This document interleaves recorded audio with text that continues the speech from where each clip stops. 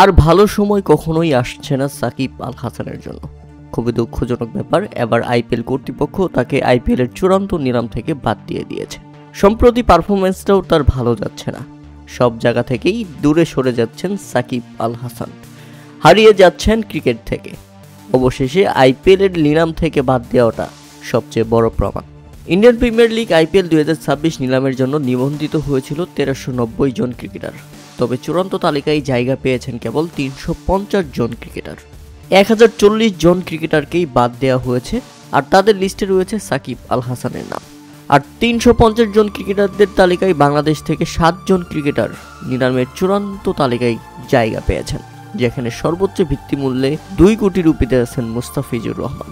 এই 350 জন চূড়ান্ত ক্রিকেটারের মধ্যে যেখানে 240 জন ভারতীয় এবং 110 জন বিদেশি, 110 জন বিদেশির মধ্যে বাংলাদেশ থেকে 7 জন জায়গা পেয়েছে, অথচ সাকিব আল হাসানকে বাদ দেওয়া হয়েছে। তাহলে কতটা দুর্ভাগা সাকিব আল হাসান এখন বর্তমান ক্রিকেট বিশ্বে, একবার চিন্তা করে দেখেন।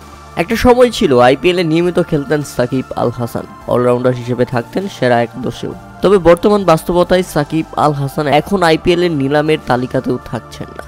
1 কোটি ভারতীয় ভিত্তিমূল্য, যেখানে নিজের নাম নিবন্ধন করেছিলেন সাকিব আল হাসান।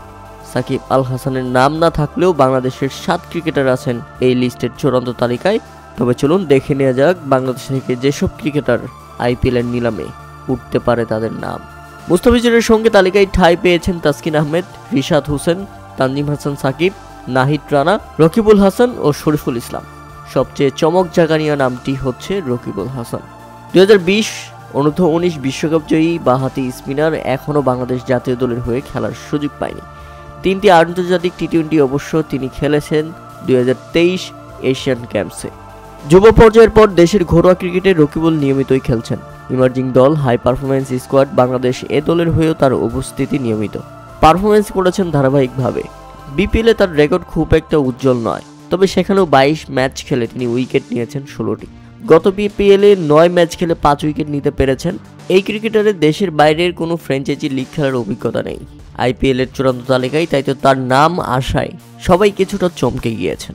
সবার উপরে আছেন মুস্তাফিজুর রহমান, যার ভিত্তিমূল্য 2 কোটি rupee. Fast bowler set 2 number থেকে নিলামে নাম উঠবে তার। এদিকে আবার স্পিন বোলার সেট 2, যেখানে নাম রয়েছে রিশাদ হোসেনের, তার ভিত্তিমূল্য 75 লাখ রুপি। রিশাদ হোসেন সম্প্রতি বিগ ব্যাশ খেলতে গেছেন। আইপিএলে তার নিলামে নাম ওঠাটা তাই সম্ভাবনা সবচেয়ে বেশি, এবং তাকে দলেও নিতে পারে আইপিএল এর ফ্র্যাঞ্চাইজিগুলো। 3 নম্বরে রয়েছেন Taskin Ahmed, fast bowler set 3, যার মূল্য 75 লাখ রুপি। একই মূল্যে Tanzim Hasan Sakib, fast bowler set 4 থেকে নিলামে নাম ওঠার সম্ভাবনা রয়েছে তার। সেট 4 থেকে ফাস্ট বোলার, যেখানে বাংলাদেশের স্পিড মাস্টার নাহিদ রানার নাম রয়েছে আইপিএল এর চূড়ান্ত নিলামে, তার ভিত্তিমূল্য 75 লাখ রুপি।